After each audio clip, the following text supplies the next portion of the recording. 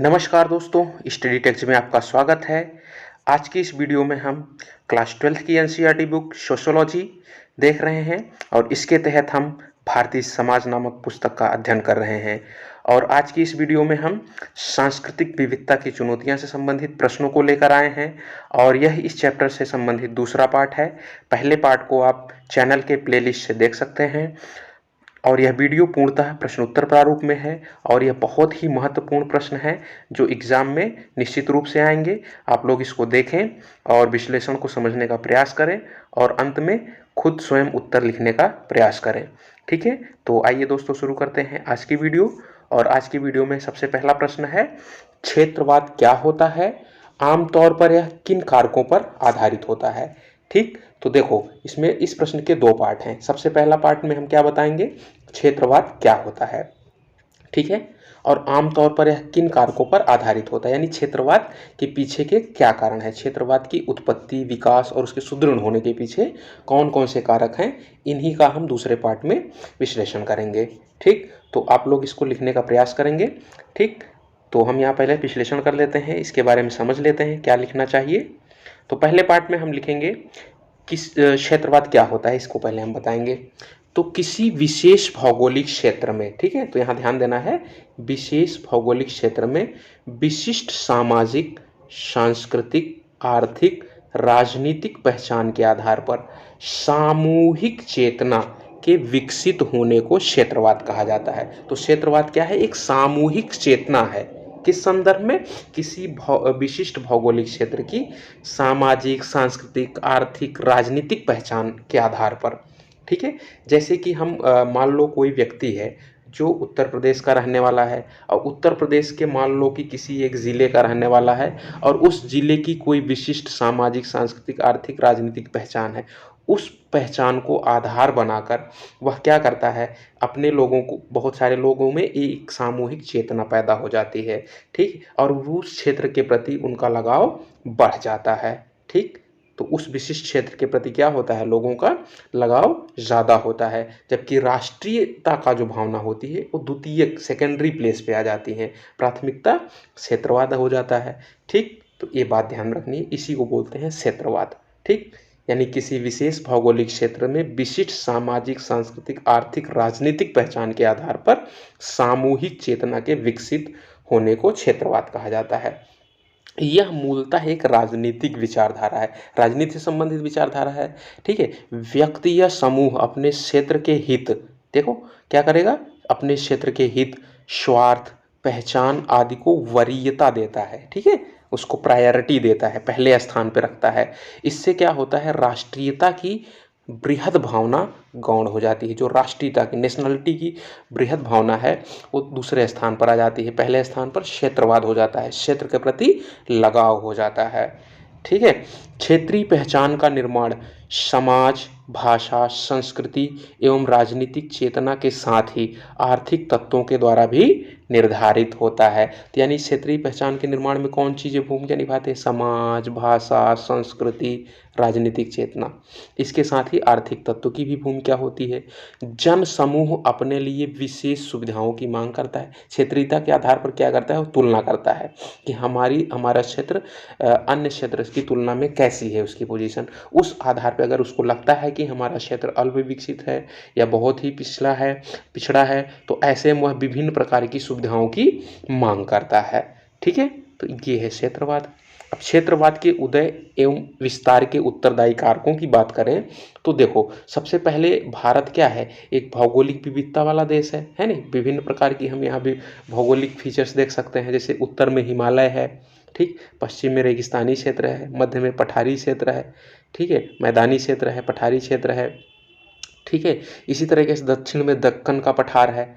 ठीक, तो इस तरह से हम देखते हैं कि यहाँ पर विभिन्न भौगोलिक परिस्थितियाँ हैं, तटीय क्षेत्र हैं, ठीक है, द्वीपीय क्षेत्र हैं। तो जब भौगोलिक विविधता है, इसी के अनुरूप क्या हो जाएगा, सांस्कृतिक विविधता भी क्या हो जाएगी, विकसित हो जाएगी। तो जो सांस्कृतिक विविधता विकसित हो जाएगी तो उसके आधार पर व्यक्ति का अपने क्षेत्र से लगाव क्या हो जाएगा, बढ़ जाएगा। तो इस तरह से हम कह सकते हैं क्षेत्रवाद के उदय में कहीं न कहीं भौगोलिक विविधता के अनुरूप जो सांस्कृतिक विविधता विकसित हो रही है वो उत्तरदायी भूमिका निभाती है। ठीक, जब सांस्कृतिक विविधता हो जाएगी तो व्यक्ति को अपने सांस्कृतिक पहचान को बनाए रखना की भावना पैदा हो जाएगी, है ना? क्योंकि उसको लगेगा हमारी सांस्कृतिक पहचान खो सकती है, इसलिए वह अपने सांस्कृतिक पहचान के प्रति संवेदनशील हो जाएगा, ठीक है? तो इससे भी क्या हो जाएगा, उसको अपने क्षेत्र के प्रति लगाव बढ़ जाएगा, ठीक है? निर्जाति पहचान के आधार पर हम देख सकते हैं, निर्जाति पहचान भी कहीं न कहीं क्षेत्रवाद को पैदा करती है, यानी एक नस्ल के लोग जो हैं, ठीक है? वो क्या करते हैं, वो अपने नस्लीय लोगों के प्रति क्या हो जाता है, एक विशिष्ट भावना पैदा हो जाती है, तो वे उस क्षेत्र के प्रति उस भावना से प्रेरित होकर उस क्षेत्र के लिए विशिष्ट सुविधाओं की मांग करते हैं। इसी संदर्भ में हम देख सकते हैं कि जो बोडोलैंड की मांग हो रही है या गोरखालैंड की मांग हो रही है, अलग राज्य की मांग हो रही है, ठीक है? वे निर्जाति पहचान के आधार पर हैं, ठीक है? जनजाति पहचान के आधार पर हम पहले भी देख सकते हैं कि छत्तीसगढ़, झारखंड और उत्तराखंड का निर्माण हो चुका है ना? तो ये बात भी, तो कहीं न कहीं निर्जाति पहचान, जनजाति पहचान भी क्या करती है, क्षेत्रवाद को बढ़ावा देती है। इसके साथ ही धर्म, जाति, भाषा के प्रति संवेदनशीलता जो है, ठीक है? हम अपने धर्म को बनाए रखना चाहते हैं, उसकी मजबूत बनाए, है ना? उसको प्रिजर्व करना चाहते हैं, उसका विस्तार करना चाहते हैं, अपनी जाति, भाषा को बनाए रखना चाहते हैं। इस आधार पर हमें अपने क्षेत्र के प्रति एक विशिष्ट सामूहिक चेतना विकसित हो जाती है। तो वही सामूहिक चेतना क्या है, क्षेत्रवाद है। इसके अलावा जो अगला महत्वपूर्ण कारक है वो है असमान आर्थिक विकास। हम देखते हैं कि अन्य क्षेत्र की तुलना में हमारा जो क्षेत्र है, ठीक है, वो क्या है, अल्प विकसित है, असमान रूप से उसका विकास हुआ है। ऐसे में हमारे अंदर सापेक्षिक वंचना की भावना का विकास हो जाता है। सापेक्षिक वंचना की भावना का मतलब है कि अगले व्यक्ति को, अगले जो दूसरा क्षेत्र है, वहाँ के लोगों को ज़्यादा सुख सुविधाएं हैं और हम उन सुख सुविधाओं से क्या है, वंचित है। जब सापेक्षिक भावना का विकास हो जाता है तो इससे हमारे अंदर असंतोष पैदा हो जाता है। जब हमारे अंदर असंतोष पैदा हो जाता है तो हम अपने क्षेत्र के प्रति क्या हो जाते हैं, ज़्यादा संवेदनशील हो जाते हैं और हम जैसे हमारे लोगों के बीच में एक ठीक है, एक सामूहिक चेतना पैदा हो जाती है और यही सामूहिक चेतना जो है क्षेत्रवाद को मजबूत करती है, ठीक? इसके अलावा अगले पॉइंट्स की बात करें तो जो उग्र क्षेत्रीय राजनीति होती है, जो क्षेत्रीय राजनीति होती है, जो वोट बैंक की राजनीति होती है और राजनीतिक प्रभु तथा स्वार्थपूर्ण हित के लिए होती है, वे क्षेत्रवाद को बढ़ावा देते हैं, क्षेत्रीय भावनाओं को बल देते हैं, ठीक, उनको उकसाते हैं ताकि वो क्या कर सकें, उन लोगों का वोट प्राप्त कर सकें, ठीक? तो कहीं न कहीं उग्र क्षेत्रीय राजनीति भी क्या करती है, क्षेत्रवाद को बढ़ावा देती है। जैसे हम देख सकते हैं महाराष्ट्र में उत्तर प्रदेश और बिहार के लोगों के साथ जो क्षेत्रीयता के कारण ही क्या किया जाता है, उनके साथ दुर्व्यवहार किया जाता है ना? जैसे कहा जाता है कि महाराष्ट्र जो है मराठियों के लिए है, बिहार और उत्तर प्रदेश वालों के लिए नहीं। तो कहीं न कहीं उसके पीछे क्षेत्रीय भावना ही होती है, अपने क्षेत्र के प्रति लगाव, अपनी क्षेत्रीय संस्कृति को बनाए रखने की भावना ही होती है।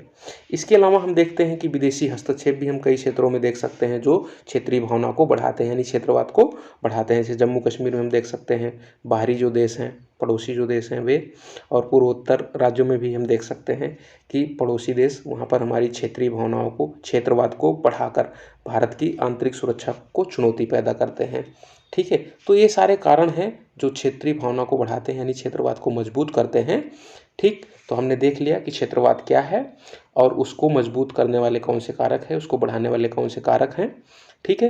अब हम दूसरा टॉपिक देखेंगे, संप्रदायवाद या सांप्रदायिकता क्या है, ठीक? तो देखते हैं। तो भाषा, जाति व अन्य निर्जाति तत्वों के आधार पर व्याप्त घृणा, द्वेष, विद्वेष या संघर्ष की मनोवृत्ति संप्रदायवाद कहलाती है। इसका मतलब ये है, जब कोई व्यक्ति अपनी भाषा, जात, निर्जाति तत्व, धर्म इत्यादि के आधार पर क्या करता है, उनको ये मानने लगता है कि हमारी भाषा, जाति, धर्म क्या है, अन्य भाषा, जाति, धर्म से उच्च है, श्रेष्ठ है। इस आधार पर वह क्या करता है, दूसरी भाषा, जाति, धर्म, निर्जाति लोगों के साथ क्या करता है, घृणा करता है, नफरत करता है, उनसे विद्वेष करता है, यहाँ तक कि संघर्ष की मनोवृत्ति भी उसके दिमाग में पैदा हो जाती है ना? तो इसी चीज़ को क्या बोलते हैं, संप्रदायवाद, कम्युनलिज्म, है ना, यानी सांप्रदायिकता। यह धारणा लोकतंत्र विरोधी है। ठीक है, सांप्रदायिकता क्या है?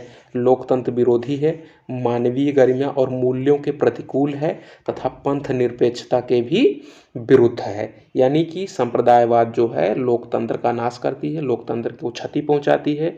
और संप्रदायवाद के द्वारा क्योंकि घृणा, द्वेष, संघर्ष होता है तो मानवीय गरिमा भी समाप्त हो जाती है नहीं, लोगों का अपमान किया जाता है।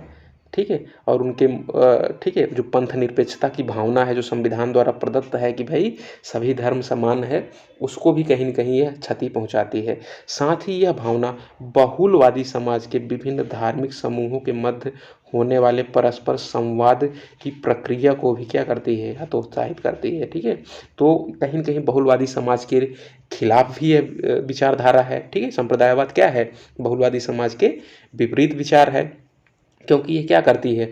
जो विभिन्न समाज हैं उनके मध्य जो संवाद होता है ना, अंतरक्रिया होती है, ठीक है, एक दूसरे से वार्तालाप है, एक दूसरे से मिलना जुलना है, उस चीज़ को भी ये समाप्त कर देती है ना। तो ऐसे में बहुलवादी समाज के खिलाफ भी ये है। तो अगर प्रश्न आता है कि संप्रदायवाद क्या है, यह ठीक है, यह क्यों सही नहीं मानी जाती, तो इससे आंसर आप निकाल सकते हैं। ठीक है, अब अगला प्रश्न इसी से जुड़ा हुआ है। संप्रदायवाद की उत्पत्ति एवं विकास के लिए कौन से कारक उत्तरदायी हैं तथा इसके दुष्परिणामों को भी स्पष्ट करें। तो हम पहले ही देख चुके हैं संप्रदायवाद क्या है, तो थोड़ा सा जब हम इसका आंसर को लिखेंगे तो पहले पार्ट में परिचय दे देंगे कि संप्रदायवाद ये होता है ना, जो हमने परिभाषाएं पूरा देखी। फिर उसके बाद सेकेंड पार्ट यहाँ से लिखेंगे सांप्रदायवाद या सांप्रदायिकता की उत्पत्ति के कारक। तो मैं यहाँ इसको सिर्फ बिंदुवार लिखा हूँ और मैं समझा दे रहा हूँ, आप लोग इसको पैराग्राफ वाइज भी बढ़िया से या बिंदुवार ही लिख सकते हैं, है ना, एग्जाम में डिमांड के अनुसार। ठीक, तो सबसे पहला कारक हम देखेंगे जो सांप्रदायिकता को की उत्पत्ति के लिए है, तो ऐतिहासिक कारक है पहला। इतिहास में कुछ ऐसे कारक हैं जिन्होंने सांप्रदायिकता को बढ़ाया है। ठीक है, अंग्रेजों द्वारा फूट डालो और राज करो की नीति अपनाना। अंग्रेजों ने क्या किया था? फूट डालो और राज करो की नीति अपनाया। इससे क्या हुआ कि हिंदू और मुस्लिम के मध्य, ठीक है, विभेद पैदा हो गया।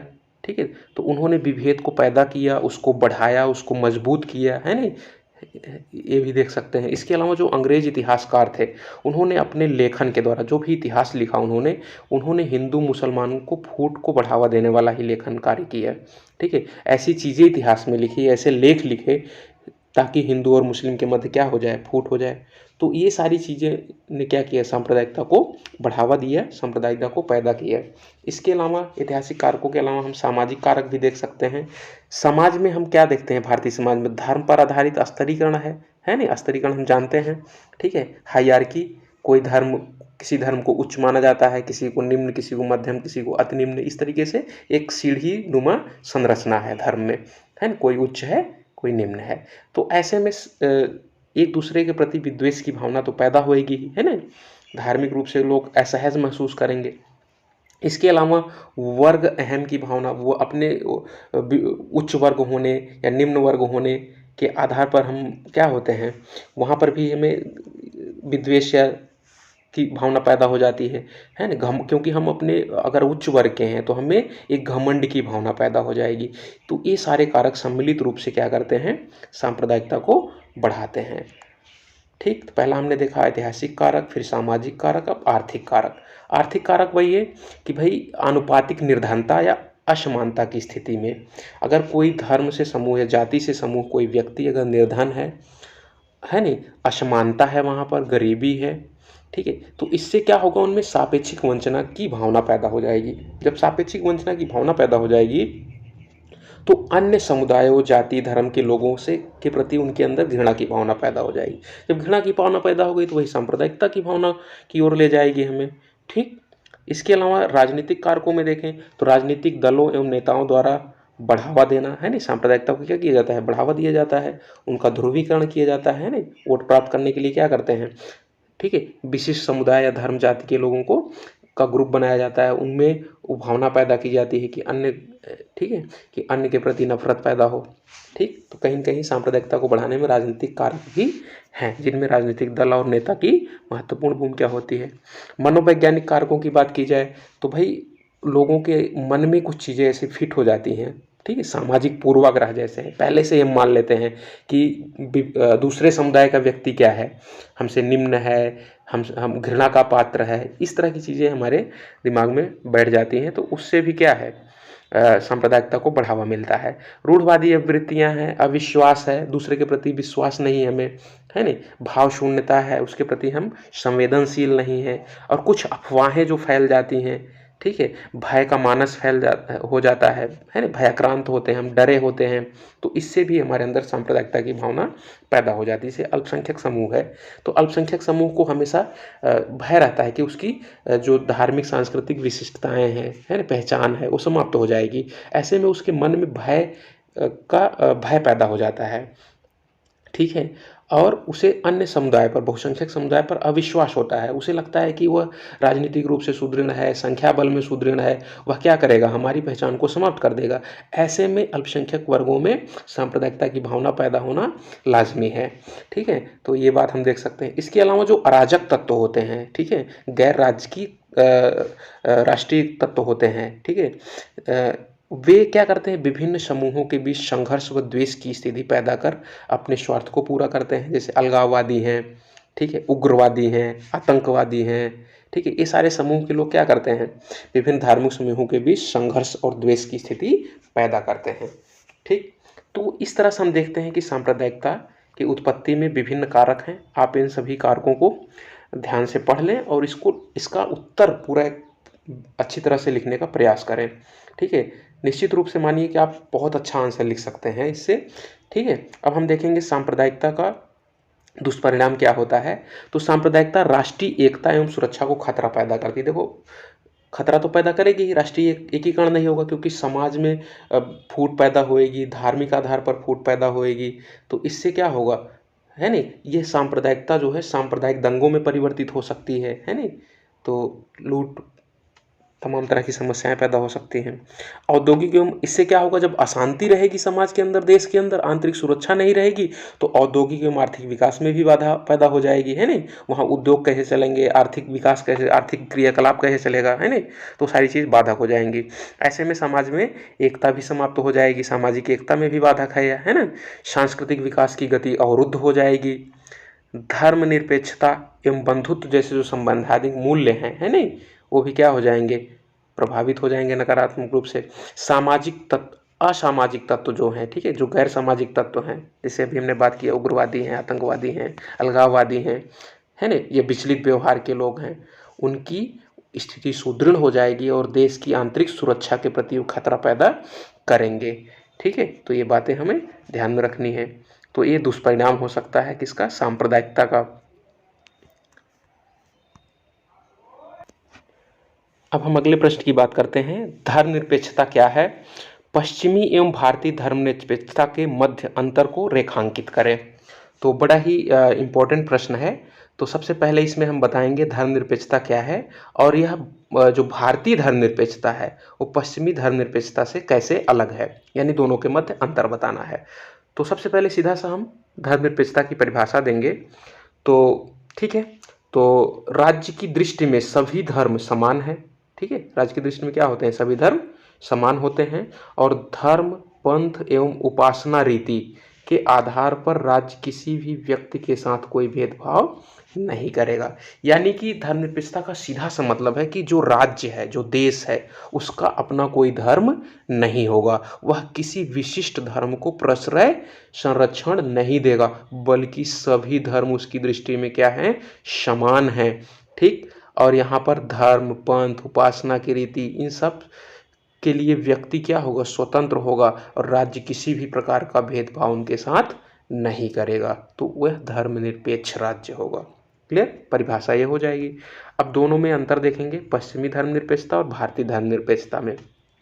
सबसे पहले पश्चिमी धर्मनिरपेक्षता की बात करें तो पश्चिमी धर्मनिरपेक्षता का विकास मध्यकाल में चर्च राज्य धर्मतंत्र की प्रतिक्रिया में हुआ। यानी कि चर्च और राज्य के मध्य धर्म को लेकर द्वंद्व स्थिति थी, ठीक है। राज्य चाहता था कि धर्म का राजनीतिक क्षेत्र से अलगाव हो, चर्च चाहता था कि धर्म का प्रयोग हो। इस तरह से राज्य और चर्च के मध्य धर्म को लेकर द्वंद्व की स्थिति थी। इसी संदर्भ में धर्मनिरपेक्षता का विकास हुआ। जबकि भारतीय संदर्भ में अगर हम बात करें तो भारतीय संदर्भ में प्राचीन काल से, है ना, हमने देखा पश्चिमी संदर्भ में मध्यकाल में आया, जबकि भारत में प्राचीन काल से ही धार्मिक विविधता के वातावरण में धर्मनिरपेक्षता का विकास हुआ है। ठीक है, भारत में धर्मनिरपेक्षता प्राचीन काल से ही धार्मिक विविधता के आधार पर विकसित हुई है। तो जो पश्चिमी धर्मनिरपेक्षता है, इसकी प्रकृति की बात करें तो यह नकारात्मक है, जबकि भारतीय धर्मनिरपेक्षता की प्रकृति सकारात्मक है। ठीक है, अब नकारात्मक क्यों है पश्चिमी धर्मनिरपेक्षता की? यहाँ पर धर्म और राज्य का पूर्ण अलगाव किया जाता है। यहाँ पर सीधा से कहा गया है कि राज्य जो है वो धर्म के मामले में किसी भी प्रकार से हस्तक्षेप नहीं करेगा, है नहीं, यानी यहाँ बिल्कुल निरपेक्षता की बात कही गई, बिल्कुल अलगाव की बात कही गई है। जबकि भारत में ऐसा नहीं है। भारत में सभी धर्मों को समान माना जाएगा, सभी धर्मों को समान प्रश्रय दिया जाएगा, तो यानी यहाँ पर सकारात्मक बातें हैं। तो यहाँ जो भारतीय धर्मनिरपेक्षता है वो सकारात्मक है। आप लोग देखते होंगे कि जब केदारनाथ या बद्रीनाथ की यात्रा होती तो सरकार के द्वारा सुरक्षा प्रदान की जाती है ना, आवागमन की सुविधा प्रदान की जाती है। उसी तरीके से जब मुसलमानों की हज यात्रा होती है तो उसमें भी सरकार के द्वारा तमाम सुविधाएं उन्हें प्रदान की जाती हैं। तो इस तरह से भारत में राज्य क्या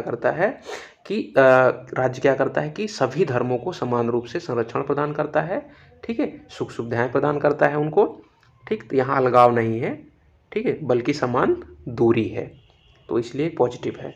पश्चिमी धर्मनिरपेक्षता की बात की जाए तो यहाँ धर्मनिरपेक्षता का जो अर्थ होता है वो मजहब से होता है। ठीक है, और धर्म से तटस्थता, यानी धर्म से बिल्कुल ही अलगाव की बात करता है पश्चिमी, ठीक है, धर्मनिरपेक्षता। जबकि भारत में क्या है, यहाँ अर्थ सद्गुण व स्वकर्तव्य पालन से है। भारत में धर्मनिरपेक्षता का मतलब है कि अच्छे अच्छे गुण विकसित हों लोगों के अंदर और लोग अपने कर्तव्य का पालन करें, इसे धर्म माना जाता है। ठीक है, जिसका मूल निहितार्थ है धर्म से पृथककरण नहीं, धर्म से अलगाव नहीं है यहाँ पे, बल्कि पंथ या संप्रदाय से राजनीति का पृथककरण है। यानी राजनीति से धर्म का अलगाव है नहीं, धर्म का पृथककरण नहीं है, धर्म का अलगाव नहीं है। ठीक, अगला अंतर देखें तो जो पश्चिमी धर्मनिरपेक्षता है इसका उद्देश्य जो है धर्म की उपेक्षा, ठीक है, ये क्या करते हैं, धर्म की उपेक्षा, तटस्थता और विरोध करना है। ठीक है, जबकि भारत में ऐसा नहीं है। भारत में क्या है, इसका उद्देश्य सांप्रदायिकता का विरोध करना है ना, कट्टरता का विरोध करना है। ठीक, तो भारत में कट्टरता और सांप्रदायिकता का विरोध है, जबकि पश्चिम में क्या है, धर्म का ही विरोध है। ठीक है, उससे तटस्थ रखना, धर्म का बिल्कुल अलगाव। ठीक, तो ये अंतर है।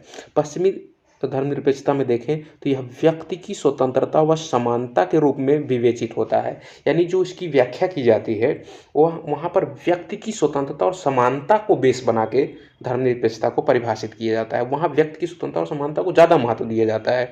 जबकि भारतीय संदर्भ में देखें तो यह अंतर्धार्मिक और अंतःधार्मिक समानता पर बल देता है। अंतर्धार्मिक और अंतःधार्मिक का मतलब है, अंतर्धार्मिक का मतलब है कि एक धर्म से दूसरे धर्म के मध्य समानता हो। अंतःधार्मिक का मतलब है कि एक धर्म के अंदर ही जो लोग हैं उनके मध्य भी समानता हो। तो यह सिर्फ व्यक्ति ही नहीं बल्कि सभी धर्मों के मध्य समानता की बात करता है। तो इस मायने में भारतीय धर्मनिरपेक्षता जो है ज़्यादा लोकतांत्रिक, ज़्यादा उदारवादी है। इस तरह से आज की वीडियो में हमने बहुत ही महत्वपूर्ण प्रश्नों का विश्लेषण किया। आप लोग इसको बार बार देखकर अच्छी तरीके से कॉन्सेप्ट को समझें और उत्तर लिखने का प्रयास करें। और विगत वर्षों के प्रश्नों का भी आप लोग अभ्यास कर सकते हैं और कमेंट के माध्यम से आप अन्य कुछ जानकारी प्राप्त करना चाहते हैं तो कर सकते हैं। तो अगर आपको वीडियो पसंद आई हो तो वीडियो को लाइक करें, शेयर करें, चैनल को सब्सक्राइब नहीं कर रखा है तो चैनल को सब्सक्राइब करें तथा आगे आने वाली वीडियोज़ का नोटिफिकेशन सबसे पहले प्राप्त करने के लिए बेल आइकन को दबाएं। वीडियो देखने के लिए धन्यवाद।